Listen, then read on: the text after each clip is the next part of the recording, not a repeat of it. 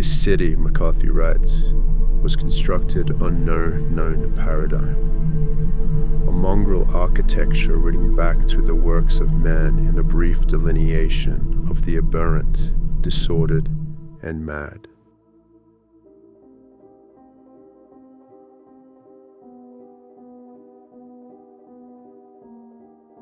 The aim of this essay is to properly situate Cormac McCarthy's work within the context of the postmodern age we live in,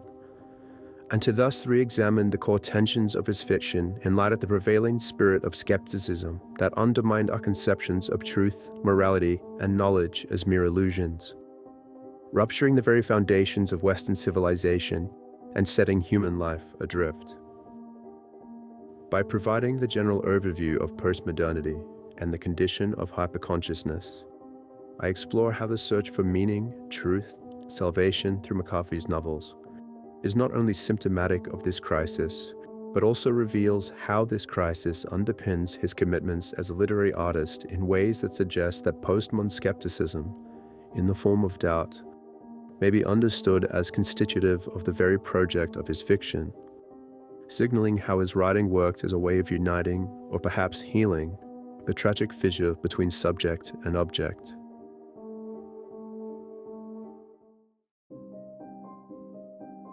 Towards a definition of the postmodern, I defer to the work of the scholars collected in the Routledge companion to the term, who offer a succinct overview of its general history and architecture. It is a cliché by now to say that we live in the postmodern world Stuart's sim begins. And indeed, postmodern has become one of the most used words in the language. Yet it is striking that few people can say with any sense of assurance what the term postmodern actually means or involves. Some theorists have suggested that it is as much a mood or attitude of mind as anything else. But one nevertheless wants to know what constitutes that mood or attitude. In a general sense, postmodernism is to be regarded as a rejection of many, if not most, of the cultural certainties on which life in the West has been structured. It has called into question our commitment to cultural progress, as well as the political systems that have underpinned this belief. Postmodernists often refer to the Enlightenment project, meaning the liberal humanist ideology that has come to dominate Western culture since the 18th century, an ideology that has striven to bring about the emancipation of mankind from economic want and political oppression. In the view of postmodernists, this project, laudable though it may have been at one time, has come to oppress humankind and to force it into certain ways of thought and action. It is therefore to be resisted, and postmodernists are critical of universalizing theories, as well as being anti-authoritarian in their outlook. To move from the modern to the postmodern is to embrace skepticism about what our culture stands for and strives for. One of the best ways of describing postmodernism as a philosophical movement would be as a form of skepticism. Skepticism about authority, received wisdom, cultural and political norms, and so forth. And that puts it into a long-running tradition in Western thought that stretches back to classical Greek philosophy. Skepticism is an essentially negative form of philosophy, which sets out to undermine other philosophical theories claiming to be in possession of ultimate truth, or of the criteria for determining what counts as ultimate truth. The technical term to describe such a style of philosophy is anti-foundational. Anti-foundationalists dispute the validity of the foundations of discourse, asking such questions as, what guarantees the truth of your foundation, that is, starting point, in its turn? Postmodernism has drawn heavily on the examples set by anti-foundationalist philosophers, perhaps most notably the iconoclastic 19th century German philosopher Friedrich Nietzsche, whose call for a re-evaluation of all values constitutes something of a battle cry for the movement.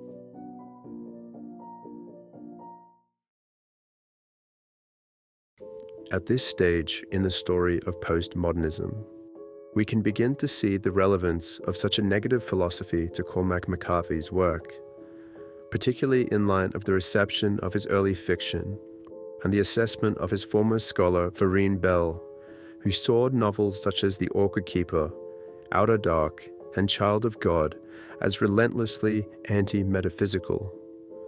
That is, as forcefully absent of first principles and any form of foundational truth that might ground a moral or ethical outlook.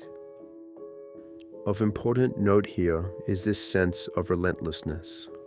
The absence of value and meaning is not simply given in McCarthy's novels, but is impressed upon its inhabitants, as well as its readers, over and over and over again, highlighting both how McCarthy's fiction answers nature's call to reevaluate and thus destroy all values and truths, and more importantly, how it does so by means of an intuition that there has to be something more, that this emptiness somehow conceals a deeper truth that at the same time as it is denied again and again cannot be given up. The anti-metaphysical quality of McCarthy's universe is not in this light foundational, but is a form of knowledge that is learned and then resisted by way of a deeply held conviction that life means something, or put differently, by a form of skepticism that is directed towards this sense of emptiness itself and may thus be described as hope. Articulated thus, the universe of McCarthy's fiction is uniquely uninhabitable, not because of its horrors or violence, but rather because it is simply not enough, even in light of its gross excesses. The stance one must take them, insofar as one bears this conviction, is either that of apathy or as what would be taken as its higher form, stoicism, in the face of this inadequacy, or alternatively, a foolish, perhaps even chaotic, rejection of this world for a greater beyond. Outer Dark and McCarthy's fourth novel, Suttree, present themselves as two key texts in this light, and the situation of their respective protagonists illustrates one, how postmodern consciousness underpins the appearance of this radically anti-metaphysical universe, and two, the devastating and profound psychological strain of this condition.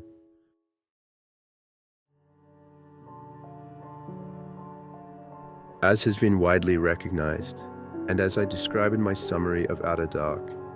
Callaghan's nightmare, which begins the novel, is instrumental in defining both the grotesque, darkly Gothic aesthetics of the novel, as well as the dreamlike feel and flow of the narrative to follow. Equally, it also announces a repressed and urgent desire for something like salvation, that at the same time as it attests to Culler's profound sense of guilt, is also foreclosed by his concomitant sense of the magnitude of his sin. While the novel can be understood as about man's existential homelessness, with an indifferent cosmos that demands the grids of understanding we habitually impose upon it, the novel can also be understood to concern Culler's inability to transcend his innate moral sensibility, his sense, in other words, that he cannot be forgiven. In this light, the novel's interest in Culler's desire for salvation is not merely concerned with the pathology of his guilt-ridden psyche, nor the theological dimensions of his transgression, but rather the problem of self-forgiveness or absolution, as it is desired within a cosmos that is seemingly indifferent to human suffering, and that is characterized by isolation, disconnection, and displacement. Culler's crisis in this sense is not timeless or universal, but more narrowly an expression of postmodernity, of this age in which a penitent, like Culler, without the traditional support of religion and its resources of faith and grace, cannot escape the dark night of the soul and is thus condemned to doubt. The story itself, of accusations and persecution, is unsurprising in this light, and abounds with examples of victims who are innocently drawn into the circle of accusation and punishment. Culler is no exception to this, and his trajectory is circular in the way of a downward spiral. the teleology of which ends, as Marcus Wiersholm puts it, in annihilation. What in the end assures readers of color's death is not the unholy trier of men, who following in color's wake force him to partake of human flesh, and in a later episode sacrifice and consume his abandoned infant son, but rather his inability to act, to judge, and decide what to do on the grounds of his will alone. The importance of this is made clear years later, as the road brings him to a swamp. Turning back, Color sees a blind man following the path, and recognizing his ignorance of what lies ahead, thinks, someone should tell a blind man before setting him out that way. Color's inability to recognize that he is precisely the kind of person he thinks should act is as remarkable for its lack of self-awareness as it is telling of who Color is. That is, someone who is incapable of ethical action, someone who, as Slavoj Žižek might suggest, is firmly of our time.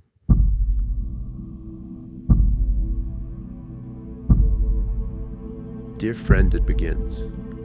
Now in the dusty, clockless hours of the town, when the streets lie black and steaming in the wake of the water trucks, and now when the drunk and the harmless have washed up in the lee of walls and alleys or abandoned lots,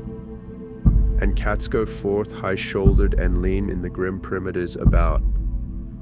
now in these soot-blacked brick or cobble corridors, where light-wise shadows make a gothic harp of cellar doors, no soul shall walk save you. Color's inability to act on the moral imperatives he himself recognizes, or put differently, to recognize himself as the subject of his own moral convictions, is not merely a personal, idiosyncratic flaw in the imagination of Cormac McCarthy's fiction, but, as this passage from Suttree indicates, instead reflects the ethos of the modern city. Suttree is anomalous in the context of McCarthy's early work. Not only is the novel distinguished by the interiority of its eponymous protagonist, its autobiographical content, as well as its humor and local color, but also in terms of how it departs from the strict rustication that characterizes his Appalachian fiction. Suttree is a city novel, and through its representation of Knoxville, Tennessee, forges a connection to not the Southern or darkly Gothic work of William Faulkner, Flannery O'Connor, Robert Penn Warren, or James Agee, but the canonical writers of postmodernity, such as J.G. Ballard, Don DeLillo, and Bret Easton Ellis, for whom the city and the surrounding suburbs makes manifest a world which is increasingly divorced from the real. Unlike the work of these other novelists, however, Suttree does not examine the state of alienation in light of the pervasive power of technology, or the systems of representation which dominate our culture, such as television, the media, advertising, and marketing. Instead, while these dimensions of the problem are not unimportant, and certainly form part of the fabric of the novel's concerns, Suttree centers on the schism by which the real world, that is, the world consisting of people outside our hermetic bubble, appears as abstract, as somehow outside the scope of our concerns. Put differently, the novel is interested in the schism by which color abandons a blind man to his fate, and by extension, the particular mode of alienation by which no soul shall walk save you, and that thus defines the relations between one person to another.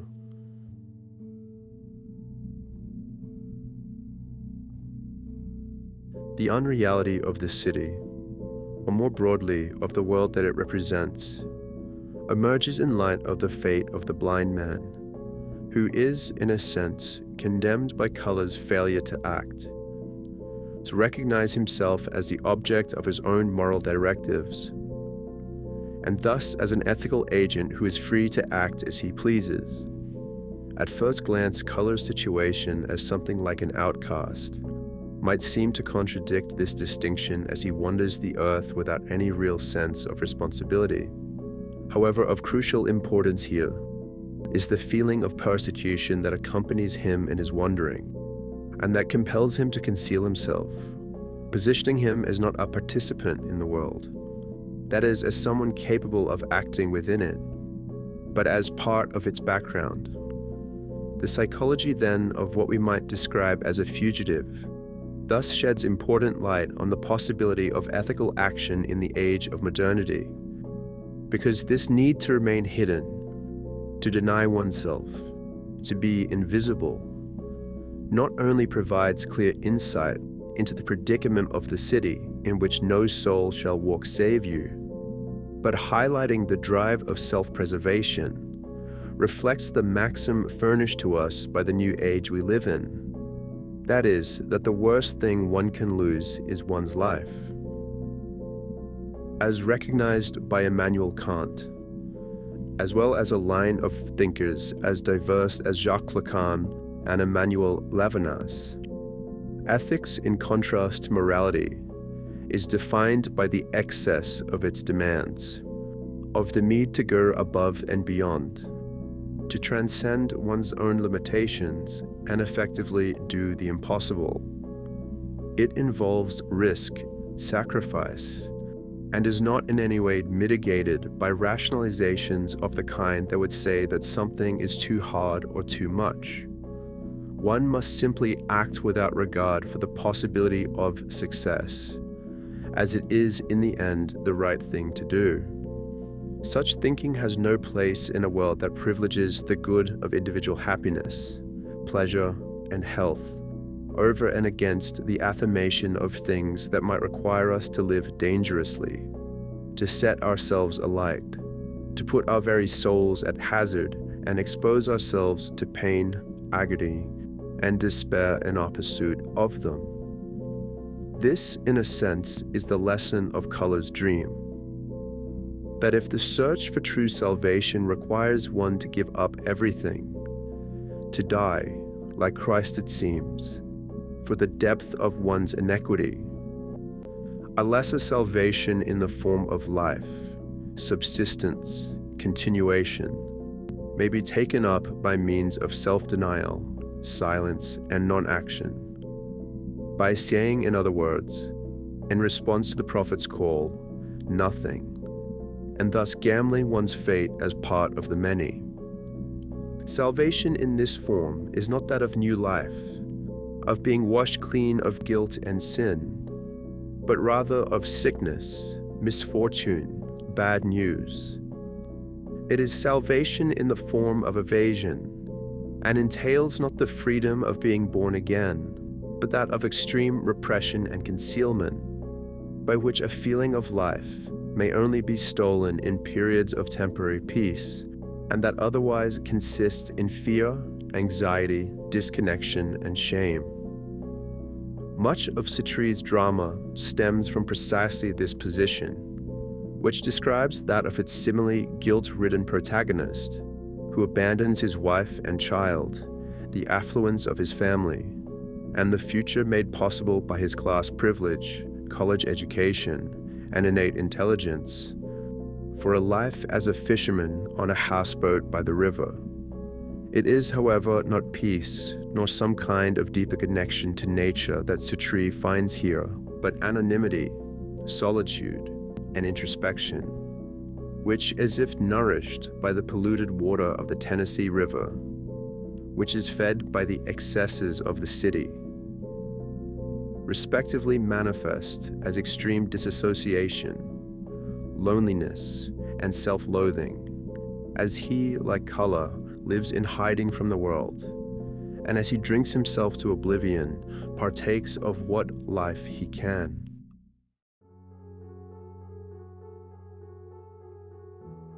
Suttree's guilt has two dimensions. The first relates to his abandonment of his family, and concerns his moral failure to support his wife and child. The second, while not unrelated to his background, principally concerns the people he doesn't know, the maimed and the homeless and the destitute of the city's streets, or as the novel puts it, the ill-shapen or black or deranged, whose fate and poverty lay bare the fact that Suttree's place here was a choice, a freedom that was denied to them, and of which he may yet avail himself of in order to return. It is the novel's depiction of the absurdist reality that is life as one of the marginalized underclasses that most forcefully illustrates the division between the world and reality, or put differently, our ideas of what life should be and how it is in truth, nightmarish, hopeless, and without any possibility of relief, except it seems through death. This at least is how it appears to Suttree, who, standing in a position of comparative privilege, is haunted by both his sense of moral obligation to help them and the crushing feeling of his own impotence. Here the ethical urge to help the poor, the sick, the indigent, the maimed, the oppressed, is stifled by its very magnitude, by the need to do more than what one can realistically do, but put differently, by the rational calculations by which such a project appears as ridiculous and absurd. What cannot be lost in this framework is the sense of inadequacy that necessarily underpins Suttree's and indeed Culler's inability to act. That is, the knowledge that far from being anything as remarkable as, say, a hero, I am instead human, all too human. That is, I am too weak, too fallible, too emotional, too small, and so forth, to be able to answer such a call to another's aid. It is for someone else to help the blind man. It is for someone else to help the maimed humanity of Knoxville streets. It is for some true savior to come deliver us from ruin, and indeed from the fundamental inadequacy of our being. It seems to render ethical action impossible by the knowledge that our objectives cannot be fulfilled, that they are larger than life, and that we must in turn compromise, and in place of doing what we should do, instead be kind to ourselves and live within our means. Against this ideal of rationalistic progress and the consolation of the better future it outlines, which is consolidated by the pragmatist faith in our democratic institutions, our law courts, our businesses, our government, Suttree underlines the importance of the meantime, of what is happening now, of what appears in light of the situation of the indigent, the maimed, and the destitute, as a cruel and callous sense of self-satisfaction that indicts in turn the righteous as complicit in the suffering of the marginalized. In a certain way, then, it is thus not only those in need of help that require salvation, but in the form of illumination, those who simply cannot see. Outlining a project of writing that attempts to reveal and show our true selves. A project, in other words, that is concerned with what is real, and that thereby attempts to deconstruct the frameworks of understanding that render the marginal as marginal.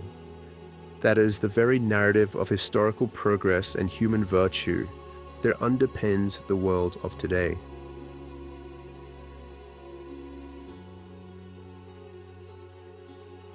The anti-foundationalism